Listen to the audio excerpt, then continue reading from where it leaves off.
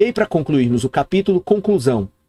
O trade-off clássico aí entre equidade e eficiência. Então veja, quase todo mundo concorda que equidade e eficiência são os dois objetivos mais importantes de um sistema tributário.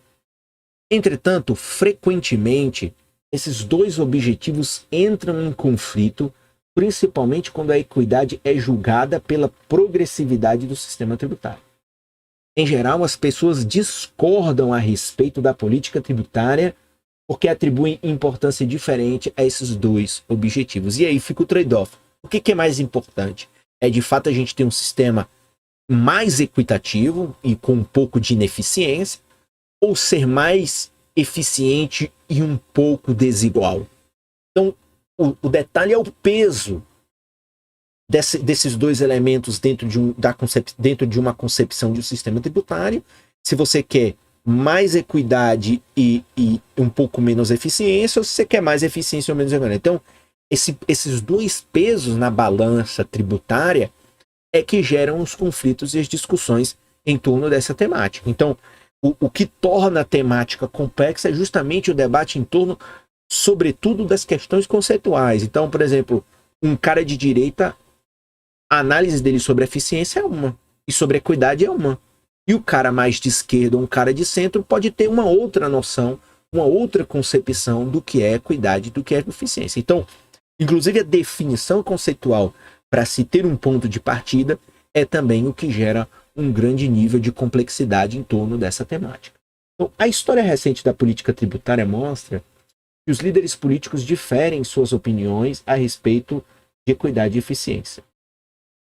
Quando Ronald Reagan foi eleito presidente em 1980, a alíquota marginal sobre os ganhos dos norte-americanos mais ricos era de 50%.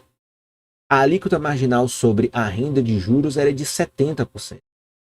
Reagan argumentou que essas alíquotas altas distorciam muito os incentivos econômicos ao trabalho e à poupança. Em outras palavras, afirmou que alíquotas tão altas custavam muito em termos de eficiência econômica. A reforma tributária tinha, portanto, alta prioridade em seu governo. Reagan assinou leis em que autorizava cortes maiores nas alíquotas em 1981 e novamente em 1986. Quando ele deixou o cargo em 1989, os norte-americanos mais ricos estavam sujeitos a uma alíquota marginal de apenas 28%. E o pêndulo desse debate político vai e volta. Caso aqui americano. Quando Bill Clinton concorreu à presidência em 92, argumentou que a parcela de impostos que os ricos estavam pagando não era justa. Em outras palavras, as baixas alíquotas dos ricos violavam sua visão de equidade vertical.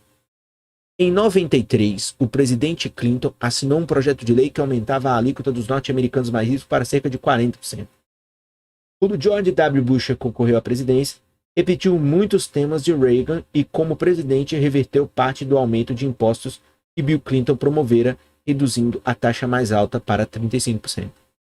Na campanha presidencial de 2008, Barack Obama prometeu que aumentaria os impostos das famílias com rendas mais altas, e há evidências de que, durante seu mandato, a alíquota marginal superior aumentará para níveis não vistos desde que Ronald Reagan assumiu o cargo. A economia, por si só, portanto, não é capaz de determinar a melhor maneira de equilibrar os objetivos de eficiência e os objetivos de equidade. Então veja, nem a teoria ela é capaz de determinar a melhor maneira de você equilibrar os objetivos de eficiência e os objetivos de equidade. Porque, veja, os objetivos de eficiência podem ser objetivos até matemáticos, mas a equidade é um objetivo social, moral, é um objetivo repleto de subjetividade. Então, o que é equidade? O que é o ideal da equidade? Como se atinge? Quais são os elementos fundamentais? Então, é diferente da eficiência matemática que você pode ter do ponto de vista de uma visão economicista e produtivista. Então, o que é eficiência? Eficiência é mais produção, mais consumo. Essa pode ser uma visão do ponto de vista econômico. Mas quando a gente passa do ponto de vista da equidade, a gente vai dizer o sistema tributário tem que ter um peso maior sobre um pai de família pobre ou sobre um pai de família muito rico? Então, veja como é uma questão subjetiva, repleta de subjetividades que dificultam, inclusive, o debate do ponto de vista teórico. É um debate árido, um debate complexo, quando envolve, sobretudo, essa chamada economia do setor público, que é este capítulo 12 que encerra essa parte 4 do livro do Menkil. Então veja, a questão envolve não apenas filosofia política, mas também economia. Mas os economistas têm um papel importante nesse debate. Eles podem lançar luz sobre os trade-offs que são inevitavelmente enfrentados pela sociedade na elaboração de um sistema tributário e ajudar a evitar políticas que vão sacrificar a eficiência sem que tragam nenhum benefício em termos de equidade. E aí eu acho que essa frase final, ela se aplica ao Brasil. Ou seja, nós temos um sistema extremamente ineficiente e extremamente desigual. Ou seja, a gente não é nem eficiente e nem estamos produzindo equidades de ponta. Então, somos um dos países mais injustos do mundo, tanto não tem equidade. A forma de cobrança de impostos, ricos no Brasil pagam muito pouco imposto comparado a ricos de outros países. Os pobres pagam muitos impostos em consumo e, consequentemente, você também não produz eficiência, porque a máquina pública, porque as condições que estão aí estabelecidas, elas também não fazem com que você tenha uma economia eficiente, ainda que aqui eu não esteja nem colocando em ponto seguinte. Eu acho que tem que ter tributos fortes, eu acho que o Estado tem que ter uma participação forte na organização da economia, eu acho que o Estado tem que ter serviços extremamente eficientes, como são os países que são referência em nível internacional.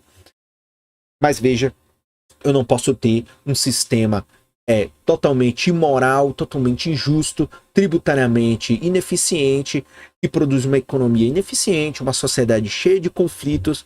Enfim, você tem aqui uma tempestade que produz no sistema tributário brasileiro uma série de conflitos que outros países você pode ter uma discussão de um lado ou de outro, mas aqui a gente teria que avançar na discussão dessas duas questões.